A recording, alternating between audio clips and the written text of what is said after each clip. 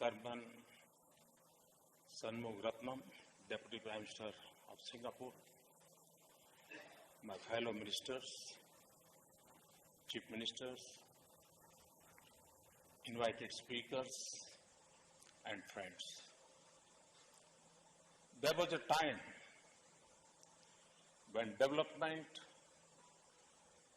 was believed to depend on the quantity of capital and labor.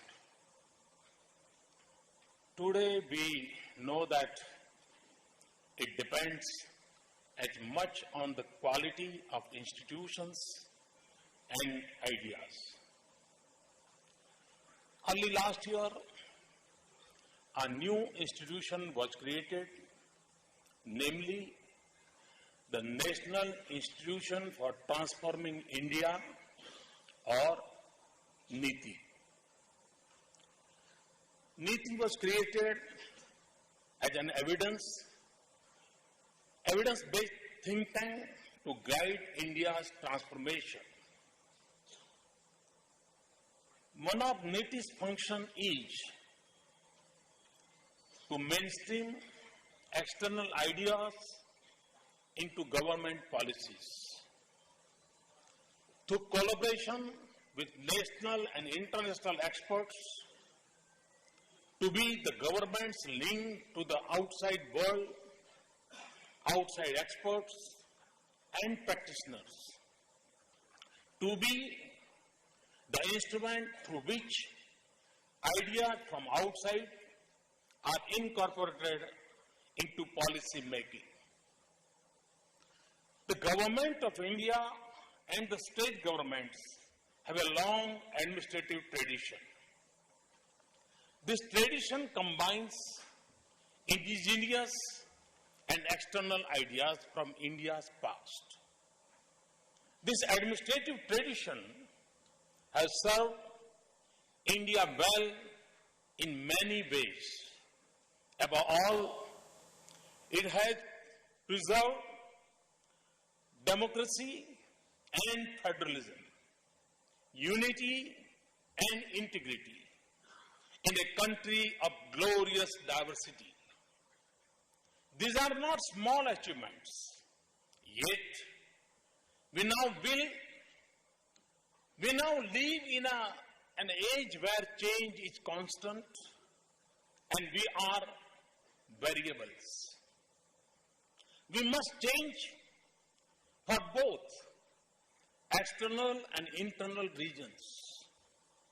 Each country has its own experiences, its own resources, and its own strengths.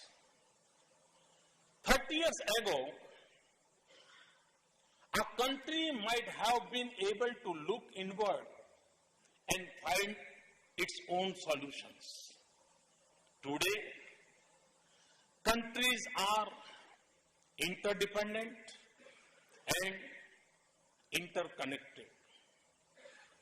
No country can afford any longer to develop in isolation. Every country has to benchmark its activities to global standards or else fall behind. Change is also necessary for internal regions too.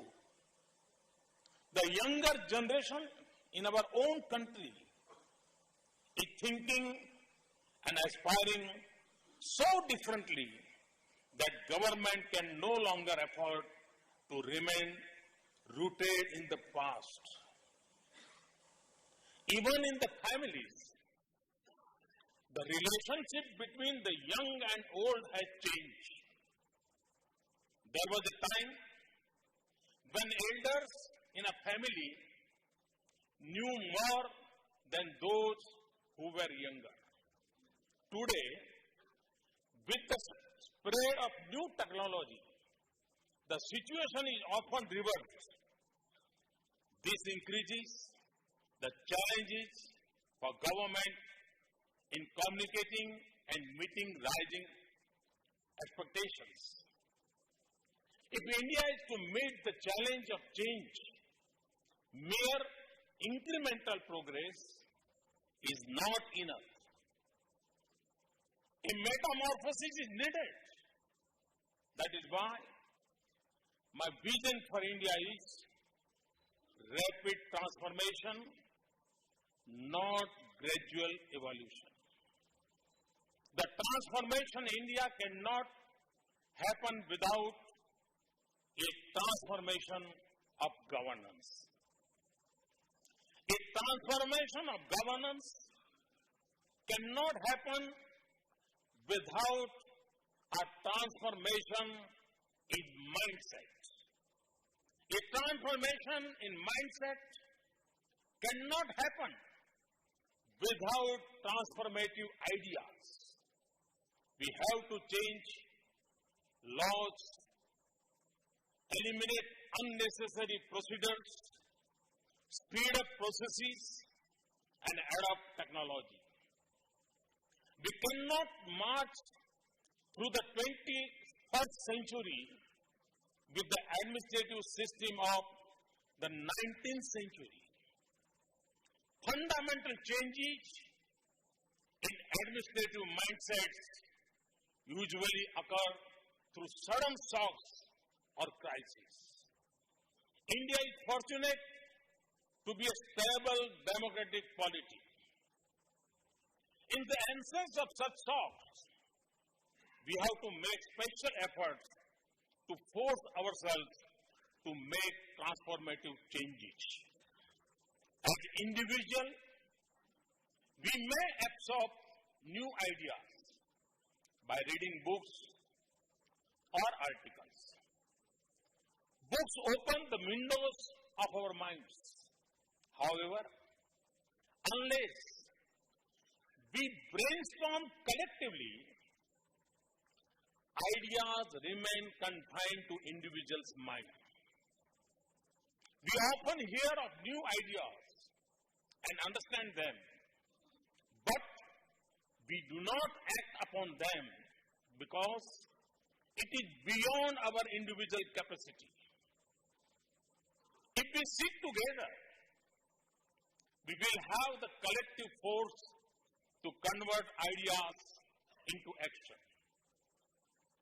What we need is a collective opening of our minds to lay in new global perspectives. To do this, we have to absorb new ideas collectively rather than individually.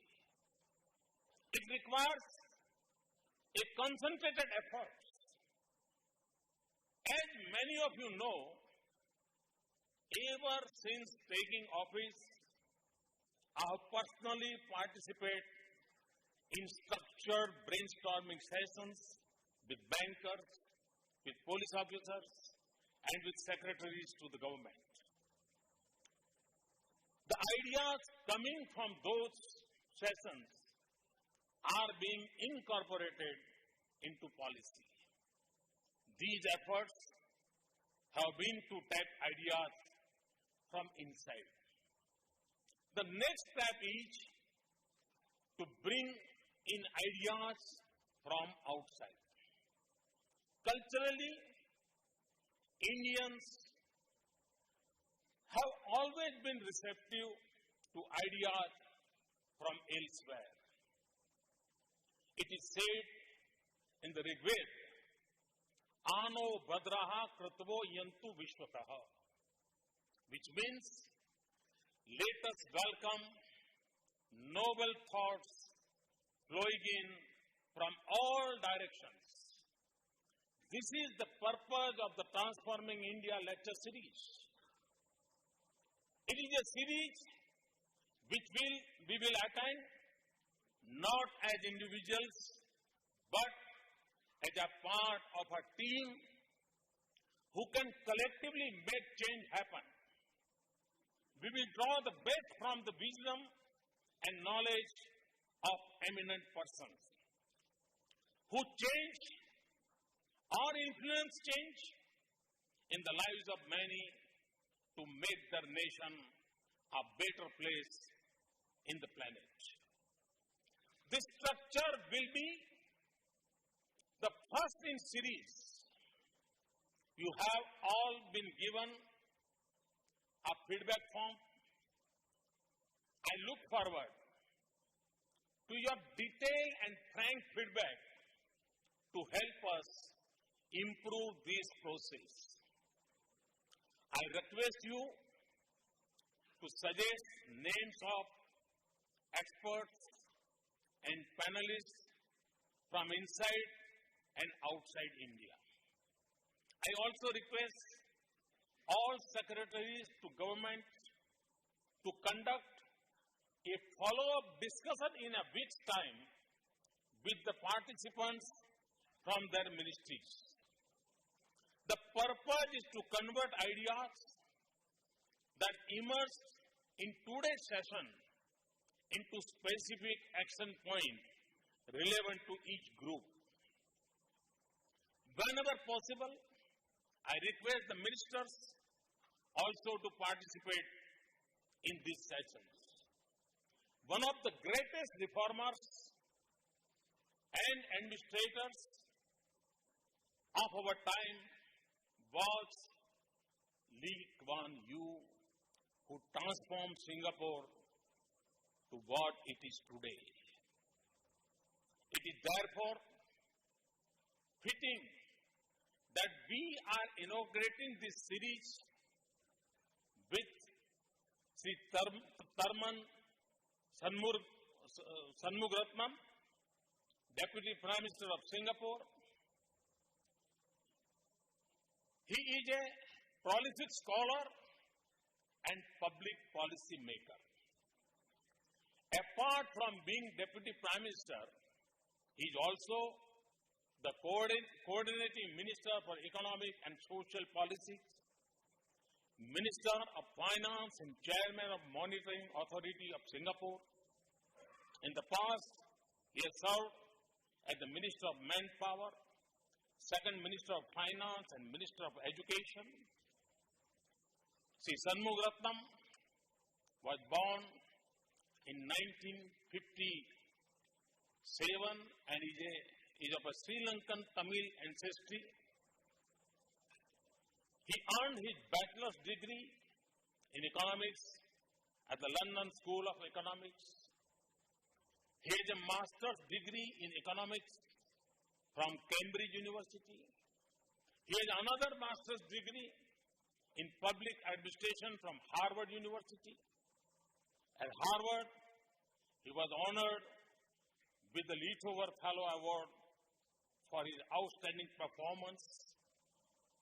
Shri Shanmugaratnam is one of the world's leading intellectuals.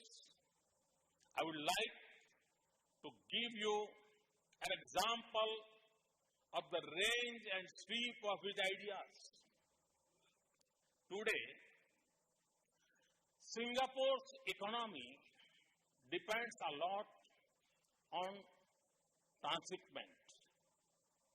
But if global warming melts the polar ice caps, new navigation routes may open and possibly reduce Singapore's relevance. I am told he has already started thinking about this possibility and planning for it.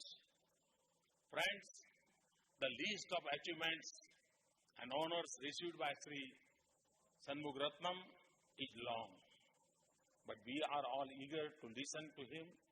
Therefore, without further delay, it is with great pleasure that I welcome Shri Tharman Shanmugaratnam to the stage and request him to enlighten us on the subject of India in the global economy. Welcome.